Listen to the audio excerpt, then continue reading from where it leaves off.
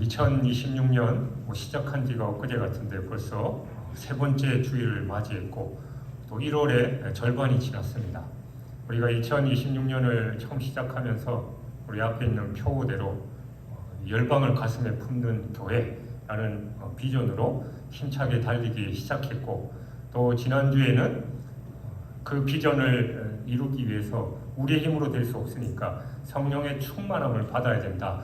그 영적인 동력, 엔진을, 그 연료를 우리가 채우고 달려가야 된다라는 그런 말씀을 나눴습니다.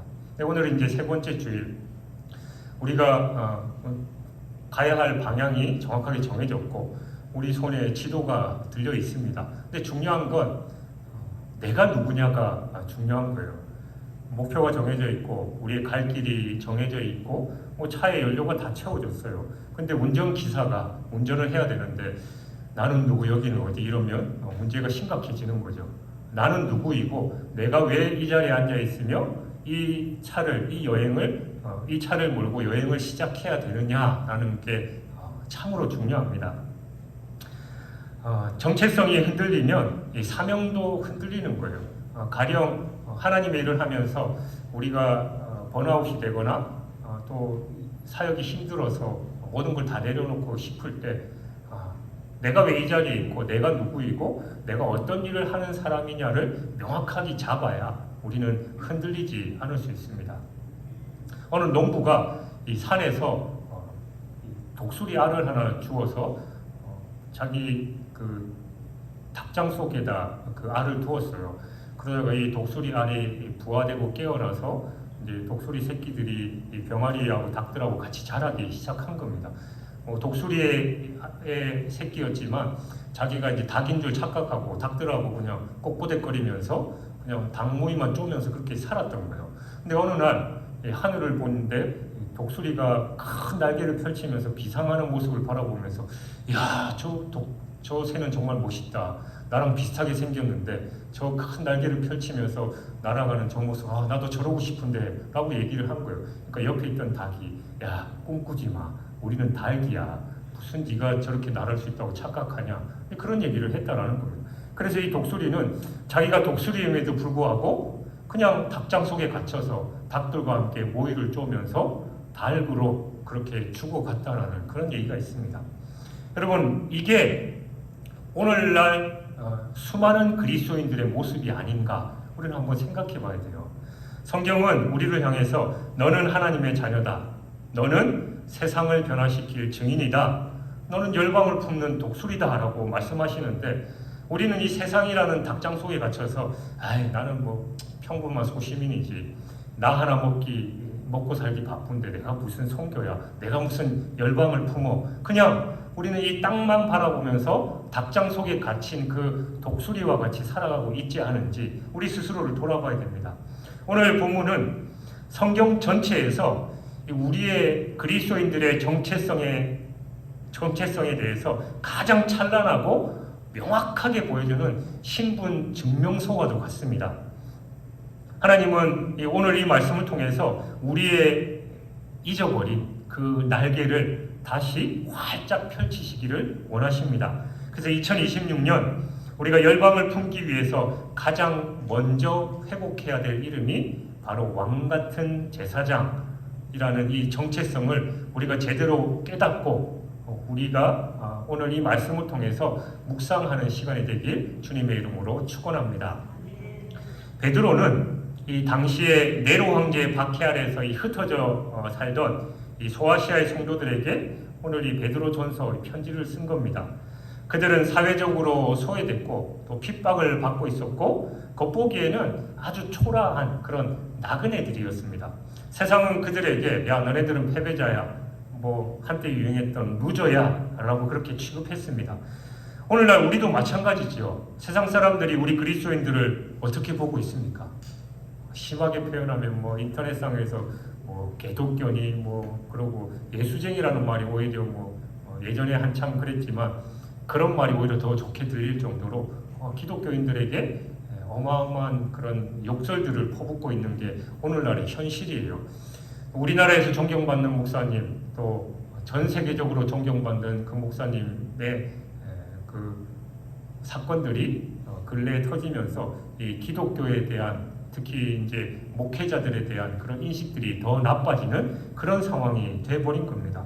근데 베드로는 이 성령의 감동으로 그 당시 힘들어하던 초대교회 성도들하고, 그리고 오늘날 이런 취급을 당하는 우리들에게 다음과 같은 진정한 신분에 대해서 선포합니다. 세상이 너희를 무엇이라고 하든지 간에 상관없다. 하나님이 보시기에 너희는 이런 존재다 라고 그렇게 얘기하는 거예요. 그러면서 베드로는 4가지 엄청난 호칭을 우리에게 부여합니다. 그 첫 번째가 우리는 택하신 족속이다 라는 거예요. 헬라어 원어로 게노스 에클렙톤인데, 게노스는 혈통이나 이 종족을 뜻하는 단어이고 에클렙톤은 선택된이라는 그런 뜻이에요. 그러니까 세상은 뭐 혈연과 지연과 학연으로 사람을 구별하지요. 너는 뭐 어디 출신이야, 어느 학교 나왔어, 뭐 어떤 직장 다녀, 뭐 그런 식으로. 하지만 우리는 하나님의 특별한 선택으로 묶인 새로운 종족이에요. 그래서 이사야서 43장 20절은 내가 택한 자다라고 그렇게 표현하고 있습니다. 그러니까 여러분이 이 자리에 앉아 있는 게 우연이 아니다라는 거예요. 하나님께서 창세 전에 여러분을 그리스도 안에서 이미 선택하신 겁니다. 오늘 아침에 교회 나오기 싫어서 억지로 왔는데 그건 그냥 내 의지가 승리한 게 아니라 하나님께서 여러분을 부르셨기 때문에 이 자리에 있다라는 거예요. 너는 내 것이다. 내 비전을 이룰 사람으로 내가 너를 뽑았다라는 겁니다. 우리의 자존감은 통장의 잔고나 사회적 지위에서 오는 게 아니에요. 교회 규모가 아닙니다. 창조주 하나님이 나를 선택하셨다라는 이 확신에서 시작하는 거예요. 이게 바로 복음적인 자존감입니다. 뭐 제가 작년에도 몇 번 고백했습니다만 이 진주 지역의 다른 교회들과 연합하면서 다른 교회들은 교회 규모도 크고 뭐 목사님들도 나보다 훨씬 훌륭한 것 같은데 왜 내가 이런 데 끼어가지고 뭐 이러지? 라는 그런 마음들이 꽤 많이 들었는데, 근데 이제 어떤 목사님이 저한테 그런 말을 해주시는 거예요. 물론 뭐 격려하고 그런다고 하시는 말씀일 수도 있지만 영 목사님 자체가 우리에게 너무 귀합니다. 그런 얘기를 할 때 뭐 마음에 위안도 되고 힘이 솟더라고요. 여러분, 세상에서 여러분 인정 못 받아도 상관없어요. 하나님께서 여러분을 귀하게 여기신다라는 거예요. 내가 너를 직접 뽑았고 내가 선택했다. 너는 내 거다, 내 자녀다라고 하나님이 선포하시는 겁니다. 그러면 끝 아니에요. 천지 만물을 창조하신 하나님께서 나를 그렇게 인정하고 세우셨다라는 거. 두 번째는 오늘 설교의 주제와 핵심인 왕같은 제사장입니다. 이건 구약시대에는 상상도 할 수 없는 결합이에요. 그러니까 이스라엘의 왕은 유대 지파에서 대대로 나왔었고 제사장은 레위 지파에서 대대로 나왔어요. 그러니까 이 두 직분을 겸할 수 없는 게 그 당시의 법이었습니다. 우시야 왕이었음에도 불구하고 제사장 일을 하려다가 어떻게 됐어요? 나병, 요즘 한센병을 얻게 됐죠. 이스라엘의 초대왕 사울은 어땠습니까?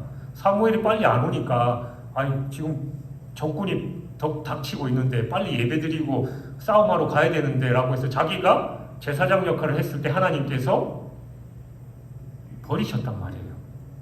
그러니까 이 두 직분은 겸할 수 없는 겁니다. 그러니까 오직 한 분, 멜기세덱의 반차를 쫓는 예수 그리스도만이 왕이시고 제사장이셨어요. 근데 놀랍게도 주님은 우리를 예수님과 동격인 왕같은 제사장이다라고 부르시는 겁니다.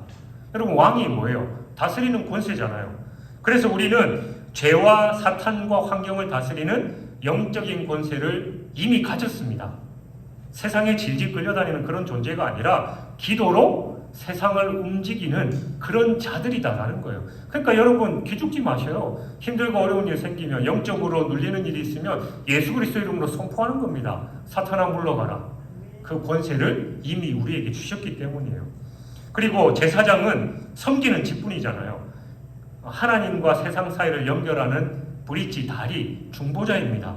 그러니까 우리는 왕의 권세를 가지고 세상을 호령하지만 동시에 이 제사장의 마음을 가지고 겸손하게 세상을 섬기는 거예요. 이게 바로 그리스도인의 품격입니다. 그리고 세 번째는 우리로 하여금 거룩한 나라다라고 말합니다.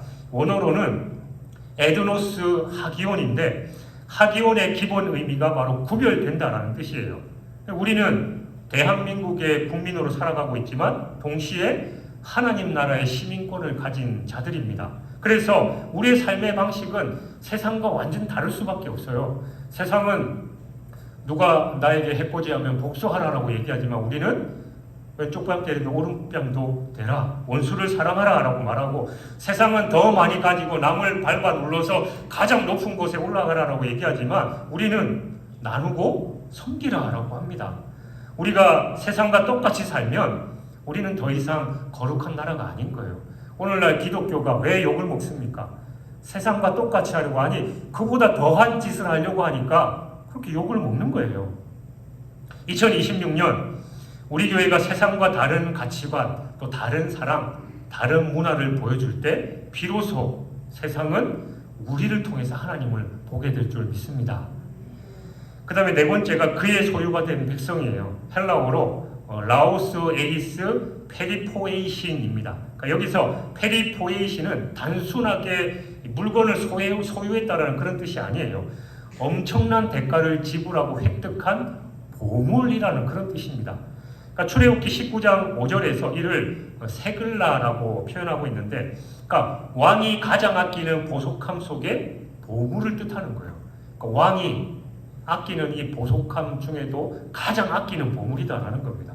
그러니까 하나님은 저와 여러분을 사기 위해서 은이나 금으로 지불하신 게 아니라 바로 독생자 예수 그리스도의 보혈로 우리를 사셨다라는 겁니다. 여러분 한 분 한 분의 그 몸값이 그냥 뭐 수천조 수억조가 아니라 바로 예수 그리스도의 생명인 거예요. 그러므로 여러분 스스로를 비하하지 마십시오. 우리는 하나님께서 가장 사랑하시는 것보다 사랑하시는 것을 지불하시기만큼 사랑하는 그런 자다라는 거예요. 그러니까 하나님의 눈에 여러분은 하나님의 가장 소중한 보배이다라는 겁니다. 하나님은 우리에게 이런 엄청난 신분을 주셨어요. 근데 오늘 본문은 우리의 과거가 어떠했는지에 대해서 우리에게 알게 하기 위도록 분명히 말씀하고 있습니다. 너희를 어두운 데서 불러내어 그의 기이한 빛에 들어가게 하신 이. 그러니까 우리가 과거에는 어둠 속에 있었다라는 겁니다. 죄의 절망, 또 죄의 어둠, 절망의 어둠, 죽음의 어둠 속에 우리는 갇혀 있었습니다. 에베소서 2장 1절부터 3절에서 묘사하듯이 우리는 허물과 죄로 죽었던 자였고 세상 풍조를 따르고 공중권세 잡은 자를 따랐던 그런 존재였습니다. 그러니까 내가 어디서 와서 내가 어디로 가는지조차 모르는 그런 무지한 상태였던 거예요. 갈라디아서 4장 8절 말씀처럼 본질상 하나님이 아닌 자들에게 종노릇하던 그런 자들이었습니다. 그러니까 우리의 힘으로는 결코 이 어둠을 벗어날 수 없는 거예요. 그래서 기이한 빛에 들어가게 하셨고 예수 그리스도 세상의 빛이고 소망 되신 그분을 통해서 우리로 하여금 그 어둠에서 불러내 빛 가운데 거하게 하셨다라는 겁니다. 근데 하나님께서 우리를 불러내셨다라고 했는데 이게 바로 효력 있는 부르심, 즉 구원이에요. 하나님은 우리를 기이한 빛으로 초대하셨습니다. 여기서 기이하다라는 건 우리의 이성으로는 도저히 이해할 수 없을 만큼 놀랍고 신비롭다라는 그런 뜻입니다. 그러니까 십자가의 사랑, 부활의 소망, 또 영생의 기쁨, 이 모든 것이 세상이 알지 못하는 기이한 빛입니다. 그러니까 동굴 속에 갇혀있던 사람이 처음으로 밖으로 나와서 태양을 보았을 때 그 경이로움을 한번 상상해 보십시오. 2026년 우리 교회가 바로 이 감격을 회복해야 됩니다. 나 같은 죄에 살리신 주은의 놀라워, 그 찬양이 우리 입에서 계속해서 흘러나와야 돼요. 이 고백이 터져나올 때 우리의 신앙은 더 이상 종교 생활이 아니라 감격적인 삶이 되는 거예요. 그냥 교회 왔다 갔다 하고 교회 가는 거 귀찮은데 오늘같이 추운 날, 뭐 이 더운 여름에 꼭 가야 돼? 그냥 집에서 드리면 안 돼? 이런 게 아니라 우리가 그 감격이 넘쳐나면 하나님을 조금 더 만나고 싶고 하나님과 교제하고 싶고 하나님의 말씀을 듣고 싶은 게 자연스러운 겁니다. 그게 바로 감격적인 삶의 연속인 거예요. 그렇지만 하나님께서 우리를 택하신 족속, 왕같은 제사장, 또 거룩한 나라 소유된 백성으로 삼으시고 어둠에서 건져내신 이유가 뭐냐? 단순히 우리끼리 모여서 행복하다, 그냥 뭐 신앙생활 하니까 뭐 참 좋네 라고 하기 위함이 아니다라는 거예요. 마지막 이 본문의 마지막 구절을 주목해 보면 이는 너희를 어두운 데서 불러내어 그의 기이한 빛에 들어가게 하시니에 아름다운 덕을 선포하게 하려 하심이라. 그러니까 여기에 우리의 존재 목적, 그러니까 사명이 있는 겁니다. 그러니까 아름다운 덕은 헬라어로 아레테예요. 이것은 탁월함, 훌륭함, 또 칭찬받을 만한 성품이다라는 뜻입니다. 즉 하나님의 자비하심, 위대하심, 사랑하심을 뜻하는 겁니다. 그러니까 선포하게라는 단어는 엑상겔로라는 단어인데 밖으로 그리고 소식을 전하다라는 단어의 합성어예요. 그러니까 널리 알리다, 광고하다, 그러니까 공개적으로 진술하다라는 그런 뜻이에요. 그러니까 쉽게 말해서 우리가 하나님의 광고판, 또 우리가 하나님의 그 사랑을 알리는 그런 역할을 해야 된다라는 겁니다. 여러분, 세상 사람들이 성경을 읽지 않죠. 그들에게 복음을 증거할 때 어려운 게 성경 말씀을 좀 알고 있으면 쉬울 텐데 그들은 성경을 도무지 읽지 않습니다. 그들에게 아무리 성경 말씀, 좋은 말씀 갖다 드리대도 읽지도 않을 뿐더러 무슨 말인지도 모르고 잘 모르니까 그걸 외면하기 쉬워요. 근데 그 대신 그들은 그러니까 그리스도인이라는 성경을 읽어요. 그래서 그들은 우리의 삶을 통해서 교회를 판단하고 하나님을 판단하게 되고 우리의 말을 통해서 하나님을 만날 수 있고 또 하나님을 떠날 수도 있는 겁니다. 그리고 우리의 섬김을 통해서 하나님이 얼마나 좋은 분인지 또 복음이 얼마나 능력이 있는지를 그들이 안다라는 거예요. 그래서 그들은 성경 말씀을 모르지만 우리의 삶, 우리의 말과 행동, 우리의 섬김을 통해서 하나님을 보여줘야 되는 겁니다. 이게 바로 선전이고 선교예요. 다른 게 아니에요. 제사장의 역할을 라틴어로 폰티펙스라고 하는데 이건 다리 놓는 사람이다라는 그런 뜻입니다. 예전에 그 찬양 팀이었죠. 다리 놓는 사람, 요즘도 있는지 모르겠습니다만 그런 팀이 있었는데, 그러니까 구약의 제사장은 죄인인 백성과 거룩하신 하나님 사이에서 이 짐승의 피를 가지고 중보해서 다리를 놓았어요. 그러니까 이제 신약의 제사장인 우리는 바로 예수 그리스도의 십자가 복음을 들고 하나님을 모르는 이웃과 열방 사이에 다리를 놓는 그런 사람인 겁니다. 여러분, 가정에서 믿지 않는 남편 또 자녀들과 하나님 사이에 다리를 놓으셔야 돼요. 직장에서는 절망에 빠진 동료, 그리고 세상 방식에 휘둘려서 힘들어하고 있는 그 동료들에게 하나님 사이에 다리를 놓는 역할을 해야 되는 겁니다. 그리고 우리 교회의 표처럼 열방과 우리 하나님 사이에 기도의 다리, 성교의 다리를 놓아야 되는 거예요. 이게 바로 세상을 향해서 부름받은 제사장인 우리가 해야 할 일입니다. 이사야서 43장 21절은 말합니다. 이 백성은 내가 나를 위하여 지었나니 나를 찬송하게 하려 함이니라. 그러니까 우리의 창조 목적과 구원 목적이 동일해요. 바로 하나님을 자랑하는 겁니다.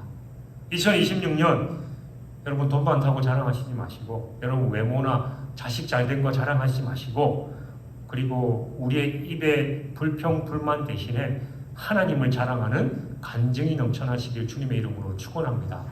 내가 하나님 때문에 이렇게 살았고, 하나님 때문에 이런 복을 받았고, 하나님 때문에 우리 자녀가 이렇게 잘 됐다. 하나님을 자랑해야지.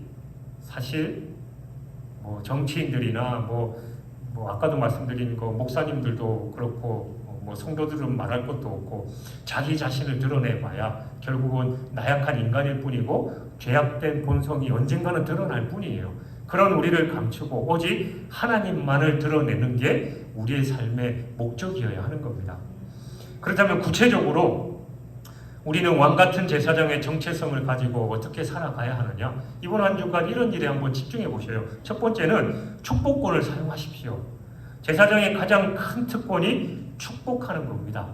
민수기 6장 22절에서 27절에 보면 제사장들이 백성을 축복할 때 하나님께서 복을 주시겠다라고 약속하셨어요. 그래서 오늘날 많은 기독교에서 마지막 축도를 하는 내용이 바로 이 민수기 6장 22절 이하의 내용이에요. 그래서 바로 하나님께서 우리에게 주신 그 축복권을 세상에 사용하는 겁니다. 이번 주가 만나는 사람들을 마음속으로 한번 축복해 보셔요. 종업원, 식당에 가면 그 종업원들을, 또 버스 탈 때마다 그 기사님을, 직장의 상사, 동료들, 그리고 나를 힘들게 하는 그 사람에게까지 주님, 저 사람에게 은혜를 주옵소서라고 한번 축복해 보십시오. 여러분이 비는 평안이 그에게 합당하면 그 사람에게 임할 거지만 그 사람이 그렇지 않으면 여러분에게 돌아올 거라고 마태복음 10장 13절이 말씀하잖아요. 그러니까 얼마든지 축복하셔요.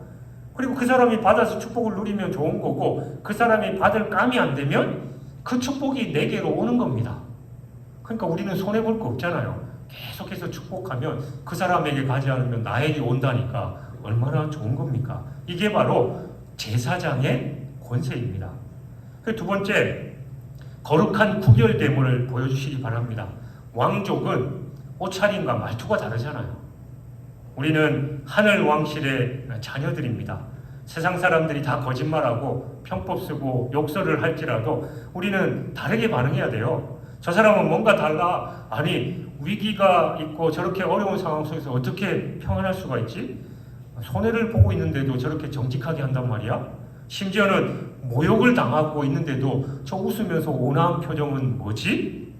여러분, 이렇게 거룩한 충격을 주는 게 바로 아름다운 덕을 선포하는 겁니다. 작은 정직, 작은 친절 하나가 하나님의 영광을 드러내는 강력한 무기가 되는 거예요. 바늘 도둑이 소도둑 된다고 우리가 작은 것에 타협하기 시작하면 나중에 걷잡을 수 없는 죄악에 빠지게 되는 거예요. 그러나 요셉이 그랬던 것처럼 그 죄악을 애시당초 단절하고 그 죄악에서 떠날 때 하나님의 역사가 임하는 겁니다. 아예 이것쯤이야 나는 괜찮아.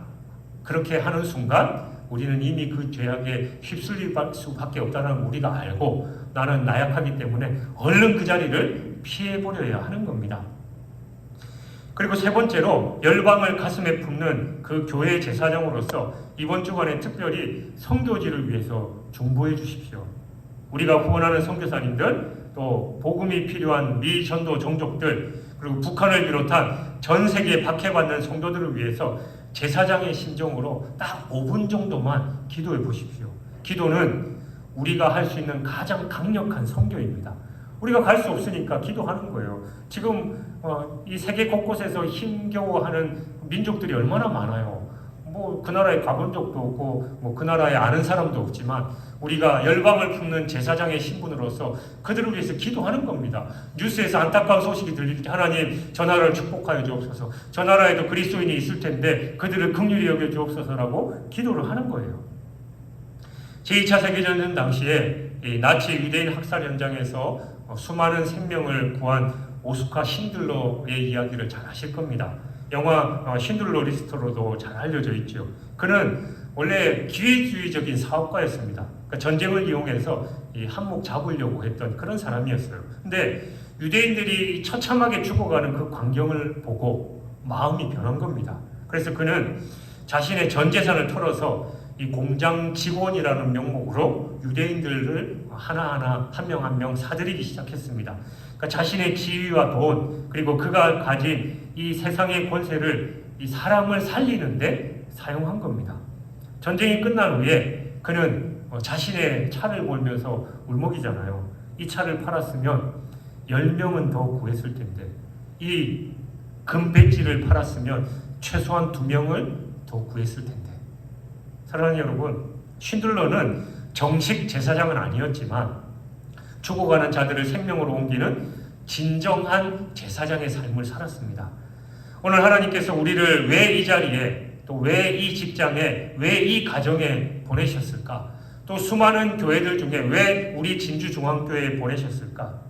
왜 우리에게 건강을 주시고 물질을 주시고 재능을 주셨을까요?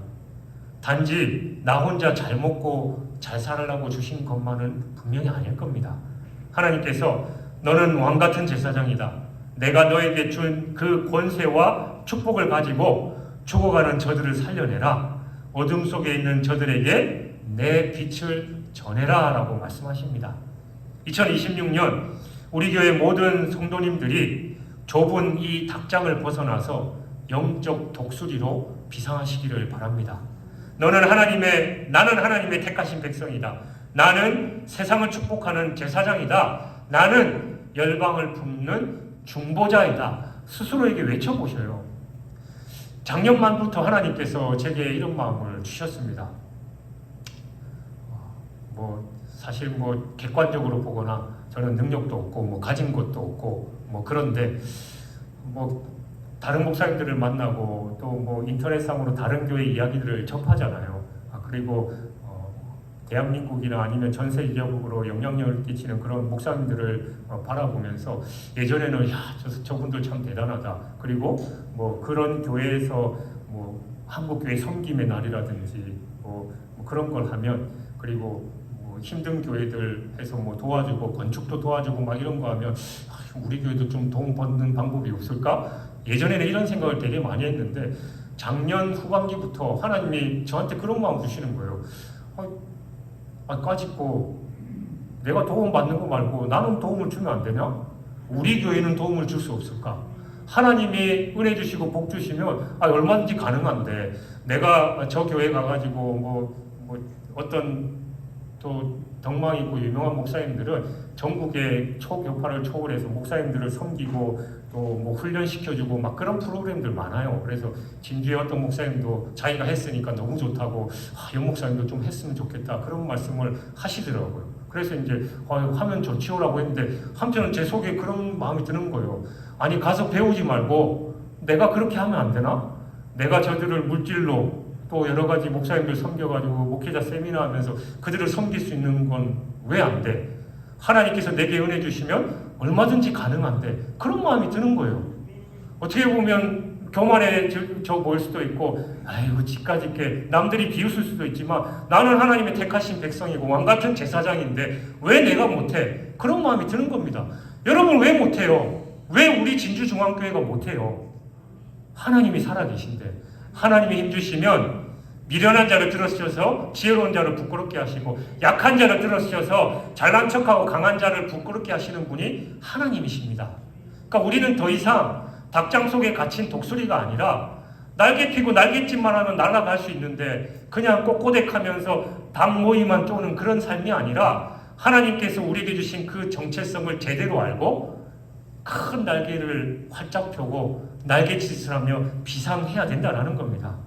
이 거룩한 자존감을 가지고 여러분이 서 있는 가정 그리고 일터라는 그 선교지에서 하나님의 덕을 마음껏 선포하십시오. 여러분이 가는 곳마다 어둠이 물러가고 기이한 빛이 비치는 역사, 다리가 놓이고 또 생명이 살아나는 그 제사장의 역사가 일어나기를 주님의 이름으로 간구하셔요. 그러면 성령의 능력이 여러분에게 임하셔서 하나님께서 여러분을 통해서 그 일을 이루어 가실 줄 믿습니다.